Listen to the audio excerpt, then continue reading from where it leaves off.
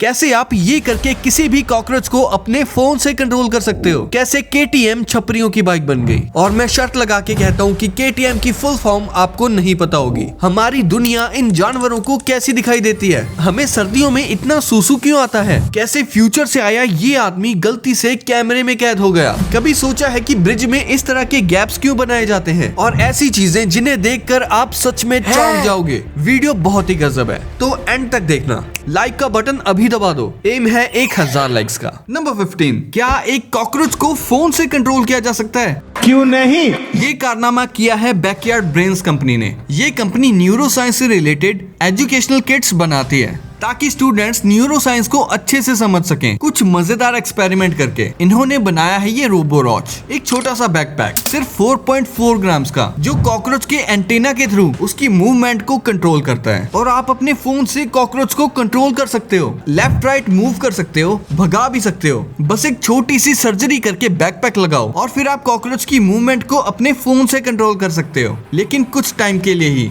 ये process stimulation यानी कि इलेक्ट्रिकल सिग्नल्स देकर कॉकरोच इंस्ट्रक्शंस को फॉलो करता है और उस अकॉर्डिंग मूव कर पाता है। लेकिन 2 से 7 दिनों के बाद ये सिग्नल्स काम करना बंद कर देते हैं। तब आप वायर्स हटाकर कॉकरोच को रिटायर कर सकते हो, फिर दूसरा कॉकरोच पकड़ के ले आना। नंबर 14, क्या KTM छपरियों की बाइक है? पहले इतनी बिकने वाली KTM को अब कोई क्यों नहीं खरीदना चाहता, आइए जानते हैं। लेट 2000 में बजाज को एडवांस्ड इंजीनियरिंग और न्यू मॉडल्स चाहिए थे और KTM को एक डेवलपिंग मार्केट चाहिए था। इसीलिए बजाज ने 2007 में KTM के 14.30% स्टेक्स एक्वायर कर लिए, जो 2013 में बढ़कर 47.97% तक पहुंच गए और इसका प्रोडक्शन पुणे में स्टार्ट किया, जिससे इसकी प्रोडक्शन कॉस्ट 30% से कम हो गई। 2012 के बाद अफोर्डेबिलिटी, लुक्स और हाई परफॉर्मेंस की वजह से KTM की बाइक्स यंगस्टर्स में बहुत ज्यादा पॉपुलर हो गई, जिससे इसकी सेल्स बहुत तेजी से बढ़ने लगी। लेकिन यही अफोर्डेबिलिटी इनके डाउनफॉल का कारण बन गई, क्योंकि अफोर्डेबल होने की वजह से टॉप नॉच रेसिंग बाइक छपरियों के हाथ लग गई, जो इस बाइक को लड़की पटाने के लिए और स्टंट बाजी की वीडियोस बनाने के लिए लेने लगे। KTM हमेशा से एक पावरफुल रेसिंग बाइक ब्रांड है, जिसका रिकॉर्ड MotoGP तक है। लेकिन KTM की टॉप क्लास लुक्स और कम प्राइस की वजह से ज्यादातर लोग इसे फालतू वीडियोस और हवाबाजी के लिए खरीदने लगे, और इसी वजह से KTM की ब्रांड इमेज एक छपरी बाइक बन के रह गई। बाकी KTM की फुल फॉर्म है क्राफ्टफिरज्यूज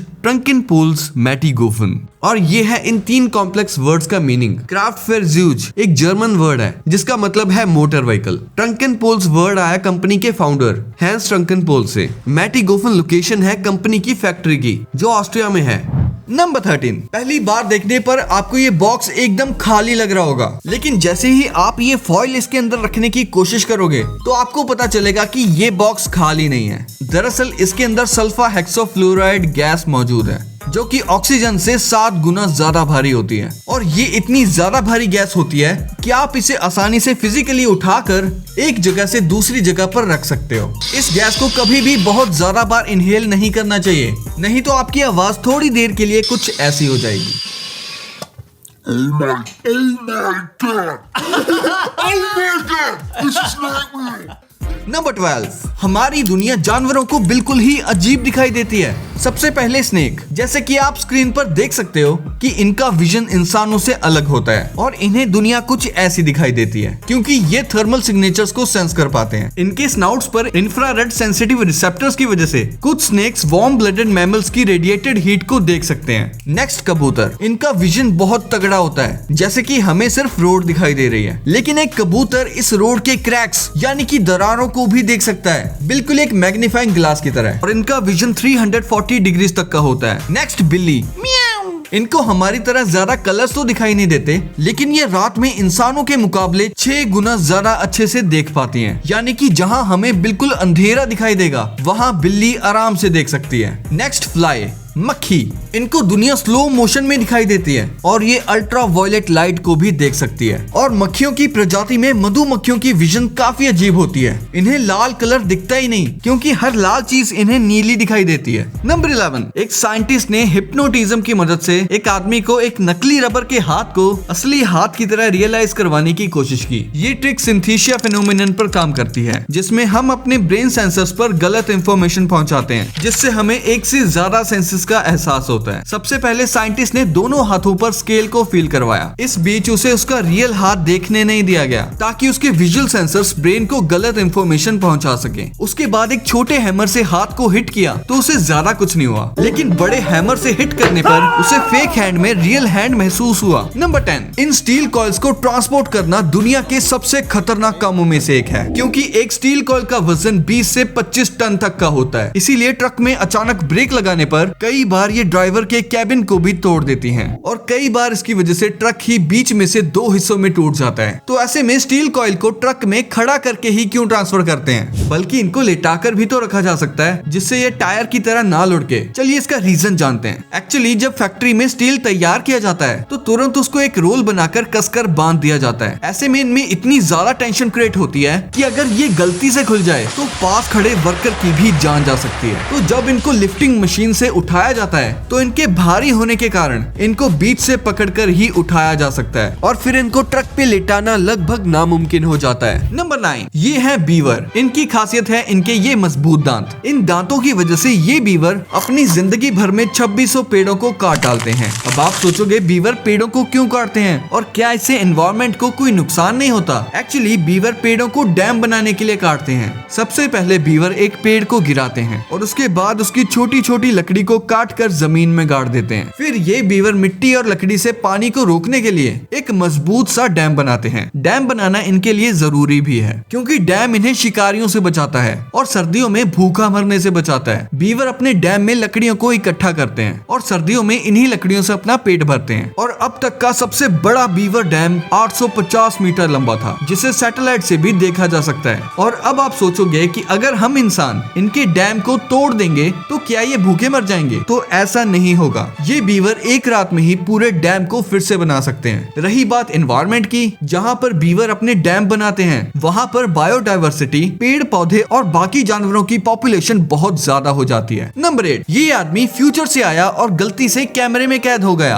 वेल, ये वीडियो माइक टायसन की फाइट की है जिसे 1995 में रिकॉर्ड किया गया था, जहां इस आदमी के हाथ में एक स्मार्टफोन दिखाई दे रहा है, जबकि 1995 की तो सेल फोन भी ऐसे दिखते थे, यानी इसके पास फ्यूचर का फोन है। ये देख के ही लोगों ने कहा कि ये तो पक्का कोई टाइम ट्रैवलर है और ये खबर आग की तरह दुनिया में फैल गई। लेकिन बाद में पता चला कि ये कोई फ्यूचरिस्टिक फोन नहीं बल्कि ये तो उस जमाने का कैमकॉर्डर था और लोगों ने बिना बात ही इस बात का हुआ बना दिया कि कोई टाइम ट्रैवलर आया है। नंबर 7, आखिर MRI करवाते समय डॉक्टर्स या रेडियोलॉजिस्ट आपको मेटल की कोई चीज ले जाने को क्यों नहीं देते? क्योंकि MRI मशीन बहुत ही ज्यादा पावरफुल मैग्नेटिक फील्ड बनाती है। इसमें कुछ भी खिंचा चला जाता है। इसकी पावर का अंदाजा आप इस चेयर से ही लगा सकते हो। इसीलिए जिन लोगों के अंदर मेटल्स के इम्प्लांट होते हैं, जैसे पेसमेकर, प्रोस्थेटिक्स या कोई मेटल के दांत, तो ऐसे में बॉडी के अंदर पड़ा मेटल गर्म होने लगेगा और हिलने लगेगा, जिससे काफी दिक्कत हो सकती है। इसीलिए MRI करवाते वक्त डॉक्टर्स या रेडियोलॉजिस्ट को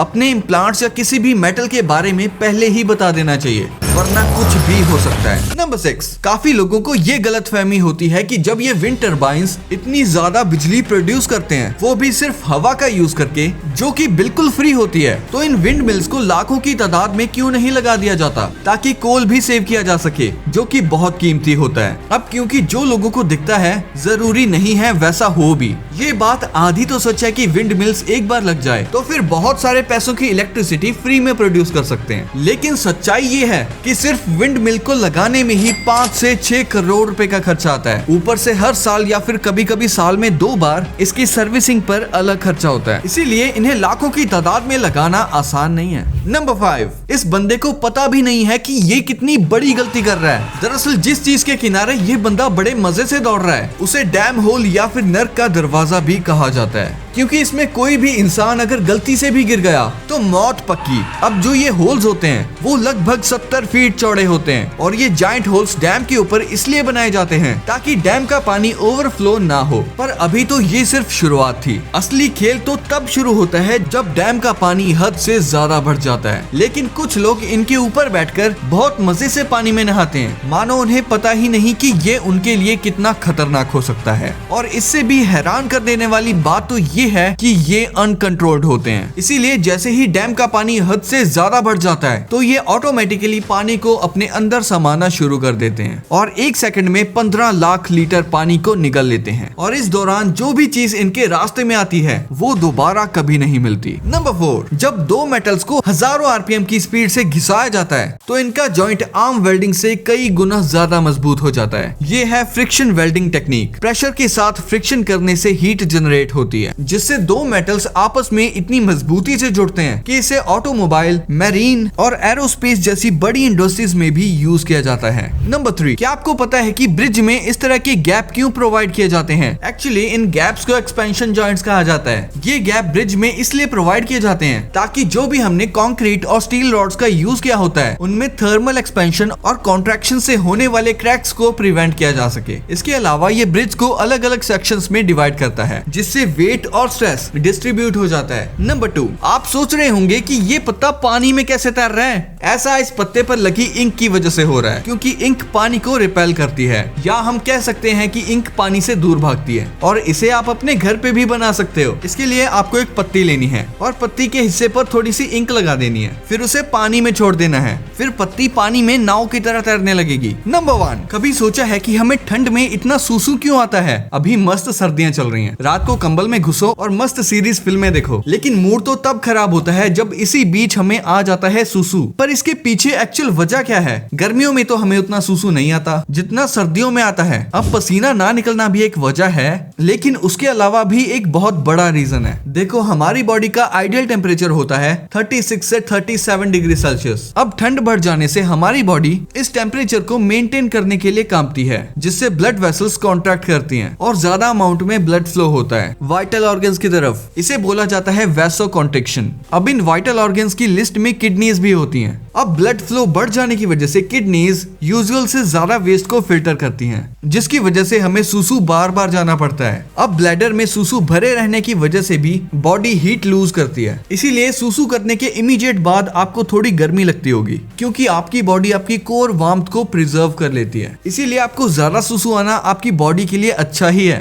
गर्मी अच्छे से मेंटेन रहती है। तो ये थे कुछ इंटरेस्टिंग रैंडम फैक्ट्स। वीडियो पसंद आई है तो वीडियो को लाइक कर दो। ये 2 वीडियोस भी काफी इंटरेस्टिंग है तो इनको भी अभी जाके देखो और ऐसी और इंटरेस्टिंग वीडियोस के लिए फैक्ट माइंडेड को सब्सक्राइब कर लो। मैं मिलता हूँ आपसे अगली वीडियो में, तब तक के लिए कीप द नॉलेज।